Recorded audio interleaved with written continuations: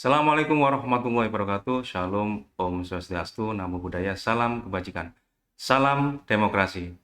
Halo teman pemilih, bertemu lagi dengan saya Muhammad Samsul Arif dalam podcast Pahlawan Demokrasi. Podcast yang selalu menghadirkan informasi dan menginspirasi terkait dengan kepemilian dan demokrasi. Dan pada edisi kali ini, episode 21, kita akan berdiskusi terkait dengan daerah pemilihan atau biasa disebut dengan dapil. Di beberapa literasi, kita sering melihat atau mendengar dapil ini dianalogikan sebagai battle playing field atau medan pertempuran bagi para kandidat untuk memperebutkan kursi dan suara pemilih. Apakah benar demikian? Mari kita tanyakan kepada pakarnya yang sudah hadir di sebelah saya, Bapak Ulil Absor, selaku Divisi Teknis Penyelenggaraan KPU Kota Mojokerto. Selamat siang, Pak Ulil. Selamat siang, Bapak Sugeng Samsul. Rawo, kita bertemu lagi di podcast Pahlawan Demokrasi. Kali ini kita akan diskusi terkait dengan dapil atau daerah pemilihan. Siap. Kira-kira gimana Pak Ulil terkait dengan dapil ini? Ini sudah saya buka dengan pernyataan di beberapa literasi yang menyebut dapil ini sebagai medan pertempuran bagi para kandidat untuk merebutkan suara pemilih dan kursi. Kira-kira kalau menurut pandangan Bapak selaku penyelenggara pemilu seperti apa? Ya, baik. Saya sapa dulu teman pemilih, bertemu lagi dengan saya agar tidak bosan-bosan untuk menyimak podcast Pahlawan Demokrasi. Terkait tadi sudah diantarkan Pak Samsul terkait dapil. Apakah benar dapil itu battle of flying, artinya medan pertempuran gitu ya? Ya, banyak literasi, banyak teori dan banyak catatan memang yang mungkin kalau dikatakan sebagai battle itu bagi kontestan ya gitu. Jadi memang benar para peserta pada nanti saatnya di tahapan kampanye mereka pasti akan saling berkompetisi seperti itu. Tapi bagi pemilih dapil itu adalah ruang aspirasi. Nanti pada saat tahapan pemilu 2029, dapil itu bagi pemilih adalah ruang untuk menitipkan aspirasi atau juga ruang mengevaluasi yang saat ini mungkin di pemilu 2024 dapil ini sudah menghasilkan wakil-wakil rakyat yang saat ini duduk di parlemen. Nah, ini nanti di 2029 waktunya pemilih yang berada di dapil itu untuk bagaimana, apakah menetapkan pilihannya tetap atau mungkin mengevaluasi anggota dewan yang saat ini sudah menjabat seperti itu. Dan dapil bagi KPU adalah mungkin menurut catatan kami ini saat ini bagaimana mengevaluasi ya, artinya bagaimana menyempurnakan dapil yang di 2024 pemilu terakhir menuju penataan dapil di tahun 2029, yang mana kalau saya meminjam catatan di divisi Parmas di 2024 kemarin itu ada 3 dapil di Kota Mojokerto. Yang dapil 1 itu dapil Magersari, dapil 2 dapil Keranggan, dan dapil 3 adalah dapil Prajurit Kulon. Yang kalau di datanya juga itu DCT, daftar calon tetap yang mengikuti kontestasi, yang katanya Pak Samsul tadi battle-nya, yang petarungnya ini ada 319 caleg waktu itu, tersebar di 3 dapil. Dan dari catatan Parmas juga di pemilu 2024 terkait tingkat partisipasi juga sangat tinggi, yaitu 87,79% atau sekitar datanya adalah 93.012 pemilih seperti itu. Jadi memang benar-benar di 2024 itu keras, pertarungan keras terjadi di 3 dapil ini karena antusiasme dan partisipasi juga sangat tinggi. Mudah-mudahan untuk di dapil di pemilu 2029 juga bisa dipertahankan mungkin oleh KPU dan bahwa pemilu ini memang benar-benar adalah penting bagi teman pemilih warga Kota Mojokerto. Seperti itu Pak Samsul. Ya. Satu catatan yang saya garis bawahi tadi, Pak Ulil menyebutkan dapil itu sebagai batasan ya Pak, batasan. Atau boundaries, jadi bagi para pemilih untuk menyampaikan pilihannya seperti itu. Betul. Jadi dengan kata lain, misalkan Pak, di satu dapil, kalau di Kota Mojokerto tadi sudah disinggung ada 3 dapil ya. Betul. Dapil 1 meliputi Magersari, Kecamatan Magersari, Dapil 2 Kecamatan Keranggan, Dapil 3 Kecamatan Pralon seperti itu. Jadi nanti tadi sudah disebutkan sebagai batasan ya Pak. Jadi nanti pada saat pelaksanaan pemilu berarti warga yang tercatat sebagai pemilih di Magersari tidak bisa menggunakan hak pilihnya di dapil lain seperti itu. Betul, Ya. betul.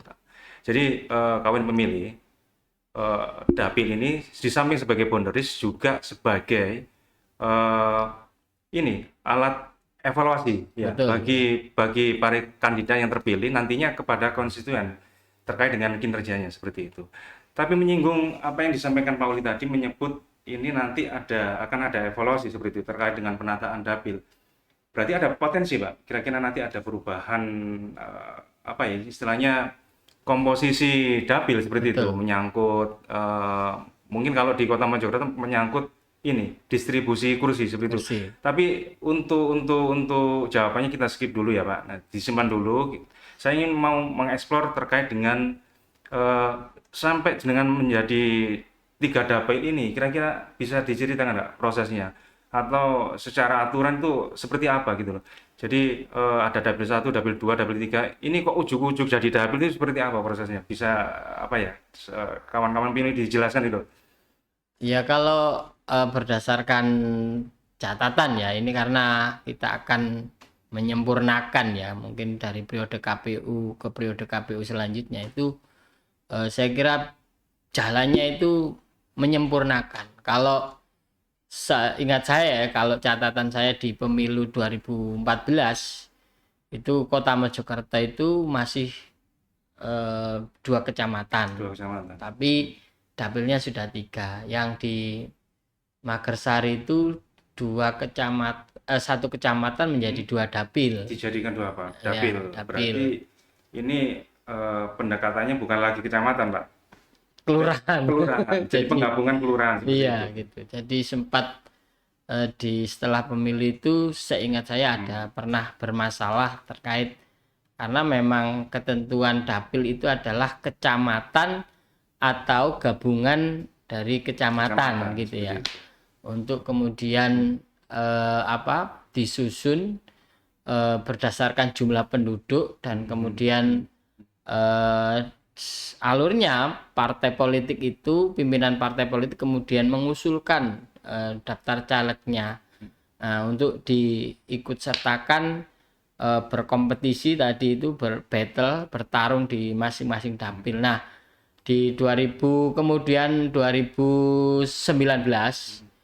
itu Kota Mojokerto yang awalnya 2 kecamatan itu menjadi 3 kecamatan. Nah 3 itu perubahan nomenklatur.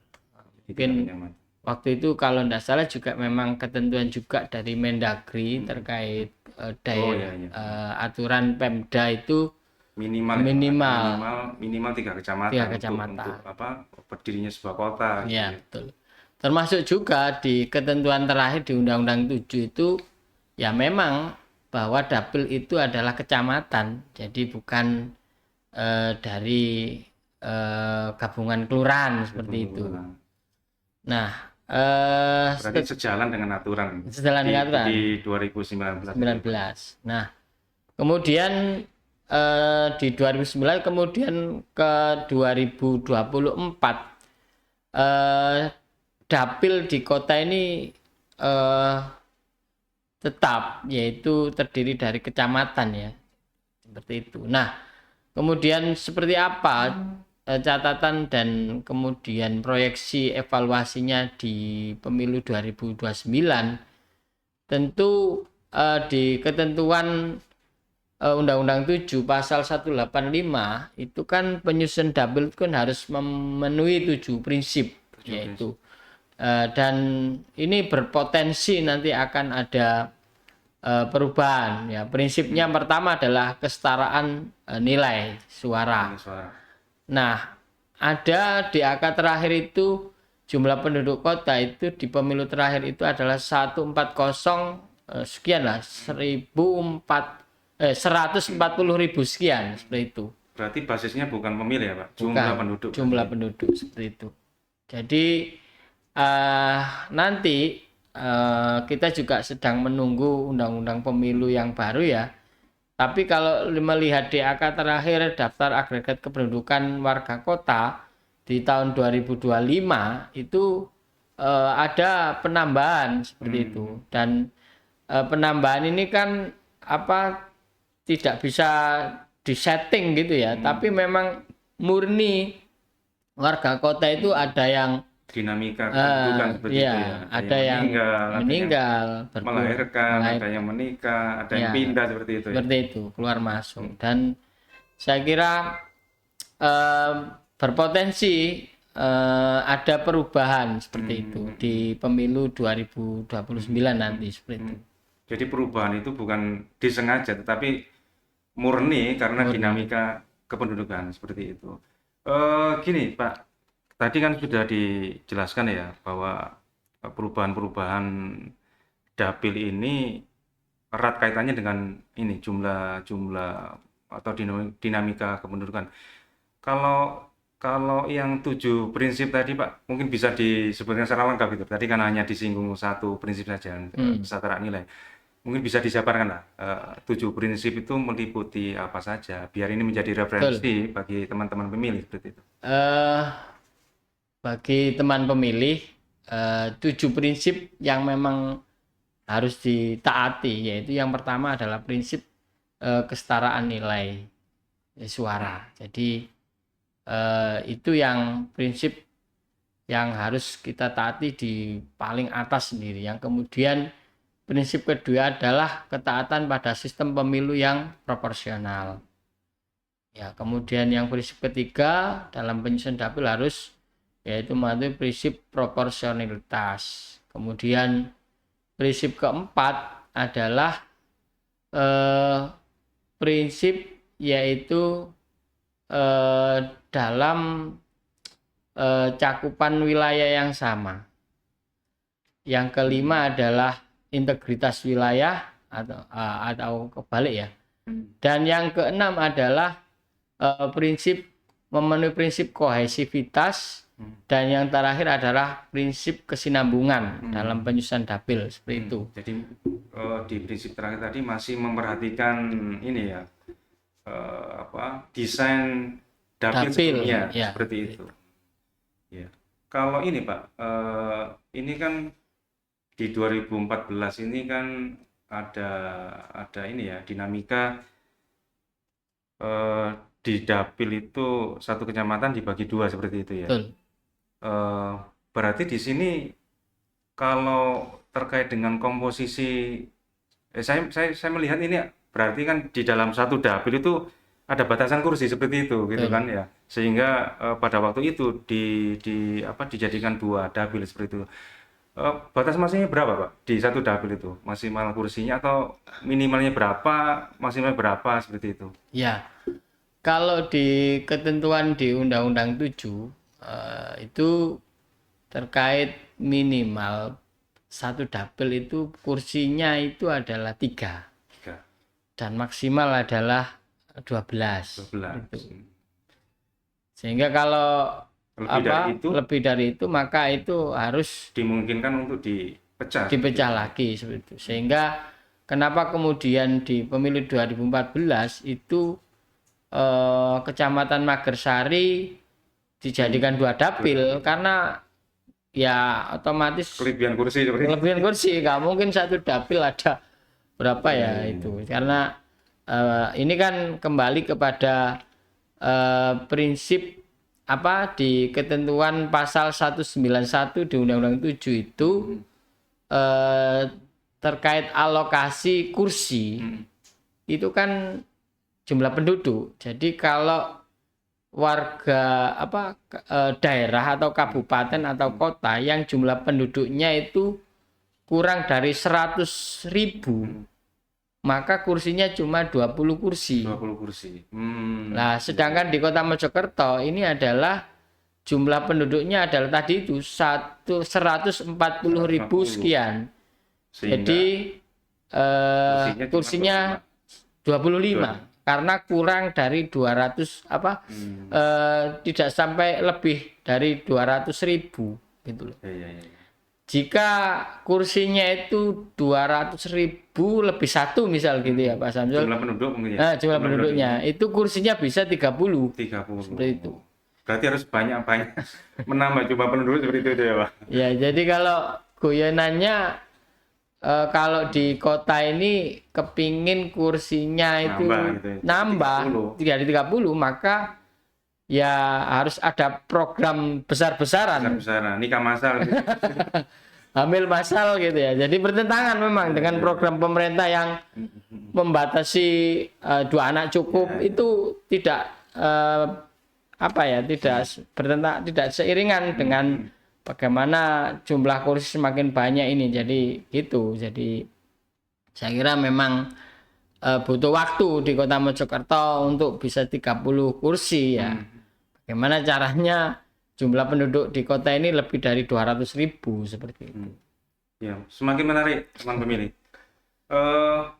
Kalau ini Pak, keterlibatan publik Pak dalam proses penyusunan dapil ini kira-kira sejauh mana dilibatkan dalam prosesnya, atau cukup kita mengundang parpol untuk membahas terkait dapil, atau kira-kira nanti kedepannya publik ini di posisi yang mana ketika itu tadi ada evaluasi yang nyenangkan, katakan nanti ada evaluasi. Nah, ketika pada proses penyusunan dapil ini posisinya masyarakat ya. Iya. Di sebelah mana seperti itu? Apa dilibatkan atau cukup hanya menjadi penonton seperti itu? Iya. Kalau saya ini lihat catatan saya, jadi prosesnya ini nanti di undang-undang yang kita pakai hari ini kan Undang-Undang 7. Kalau PKPU-nya terkait penyusunan dapil itu di pemilu terakhir PKPU 6 tahun 2022. Di sana itu nanti ada proses yang mana pemerintah dalam hal ini mungkin Mendagri ya, Dirjen Kependudukan itu akan menyerahkan DAK 2 ke KPU di tingkat pusat. Nah, itu nanti akan diturunkan di provinsi dan di KPU kabupaten kota. Kemudian di situ nanti akan disusun yang mana terkait rencana dapil. Nah, rancangan dapil ini basisnya kan jumlah penduduk. Nah, itu nanti akan diumumkan oleh KPU kepada publik, diumumkan bahwa ini loh nanti rencananya dapilnya misalnya ke Magersari 1, Keranggan 2, Mak Perawan 2. Nah, di situ nanti akan apakah hitung-hitungannya kursinya atau sama atau berubah. Nah, ini tetap adalah nanti di situ kita akan sampaikan ke masyarakat, terutama melalui sebuah forum gitu ya. Kita akan ada tahapan, kalau di PKPU 6 itu ada namanya uji publik. Nah, di situ nanti KPU akan meminta masukan dari teman pemilih terutama warga kota ya melalui apa ormas, bisa mungkin Akademisi, mungkin Pak, ya. akademisi ya, bisa apa pegiat demokrasi, pemantau parpol, ya, parpol juga Pak. terutama partai politik. Nah, itu juga nanti kami mohon masukannya seperti itu dalam catatan evaluasi untuk menuju penyusunan dapil di pemilu 2029. Dengan tadi itu kembali bahwa prinsipnya adalah KPU itu memegang 7 prinsip dalam penyusunan dapil seperti itu Pak Samsul. Jadi teman pemilih, publik tetap dilibatkan dalam proses penyusunan dapil, terutama dalam kaitannya rancangan itu Pak ya, dalam menyusun rancangan itu masyarakat dilibatkan. Di situ ada evaluasi dan yang terundang juga disebut tadi ada masyarakat umum yang diwakili mungkin ormas, kemudian akademisi dan stakeholder lain seperti parpol atau pemerintah daerah seperti itu Pak. Ya Pak, ini tadi kembali ke awal tadi ya Pak, terkait dengan evaluasi ya, evaluasi mendatang. Kira-kira proyeksinya seperti apa? Mungkin bisa disepil ini ke teman pemilih untuk 2029 ini tantangannya seperti apa Pak? Ini kemarin kan kalau dalam konteks pengaturan di dapil RI ya, di legislatif pemilihan DPR RI itu kan menurut keputusannya kan sudah dikembalikan lagi ya kewenangannya kepada KPU seperti itu, yang semula itu menjadi lampiran atau satu paket atau menjadi lampiran di Undang-Undang 7 tahun 2017. Dalam hal ini mungkin yang menyusun pada waktu itu legislatif seperti itu. Sesuai dengan keputusan MK terakhir ini dikembalikan lagi kepada KPU. Kira-kira dinamikanya seperti apa Pak? Kalau menurut pandangan Bapak ini dalam 2029 ini mulai mungkin bisa berkomentar sedikit lah terkait dengan pengaturannya dari sisi penyelenggara seperti itu, kemudian nanti di Kota Mojokerto sendiri seperti apa gitu. Jadi kalau kemarin kan kami divisi teknis dan karena kinerja kita ini kan dengan lembaga vertikal, jadi pernah diundang bagaimana rencana rancangan dari penyusunan dapil ini kan kami sudah mendapat arahan dan rakor dengan pimpinan di tingkat provinsi terkait proyeksi penyusunan dapil di Kota Mojokerto ini memang berpotensi karena itu tadi memang ada dinamika, jadi jumlah penduduk ini akan terus bertambah seperti itu. Nah, antara dapil 1, dapil 2 dan dapil 3 ini berpotensi nanti akan ada perubahan. Tapi perubahan itu hanya mungkin geser-geser jumlah kursi saja. Jumlah kursi. Tidak sampai menambah ya. Tidak bisa menambah. Kecuali itu ada eksodus. Kecuali memang ada mungkin penambahan jumlah penduduk yang ini Pak. Ekstrim seperti itu. Ekstrim ya. Dari 40 menjadi 200.000 itu 140 itu memang sangat menjadi tidak mungkin ketika kursinya tambah. Tapi bukan tidak mungkin lah. Cuman ya agaknya susah gitu, ya. Kalau dari jumlah 11 di dapil 1, 7 di dapil 2 dan 7 di dapil 3 ini berpotensi nanti akan hanya geser-geser gitu kursinya karena memang basisnya adalah jumlah penduduk seperti itu. Ya. Baik pemilih, itu tadi diskusi kita terkait dengan daerah pemilihan. Kita mohon maaf sudah di ujung acara atau di sesi terakhir. Saya minta Pak Ulil mungkin barangkali ada closing statement atau pesan-pesan kepada teman pemilih. Tidak terkait dengan dapil pun boleh Pak, terkait dengan kepemiluan atau demokrasi barangkali ini teman-teman pilih butuh untuk diberikan semacam wejangan ataupun apa ya, semacam referensi lah buat teman-teman pilih. Ya, saya kira eh, podcast ini adalah salah satu media resmi yang dimiliki oleh KPU Kota Mojokerto, yang bisa menjadi referensi bagi teman pemilih untuk bagaimana mencari informasi atau melakukan pendidikan pemilih, yang mana saat ini memang demokrasi kita ini sudah bergeser juga di era digital seperti itu. Era yang banjir informasi, yang memang susah untuk tidak susah sih, tapi harus pintar-pintar teman pemilih untuk memilih referensi. Jadi kami bisa memastikan bahwa referensi yang resmi dan bisa dijadikan referensi untuk mungkin teman pemilih melakukan penelitian atau menulis tugas akhir terkait pemilu dan demokrasi di Kota Mojokerto.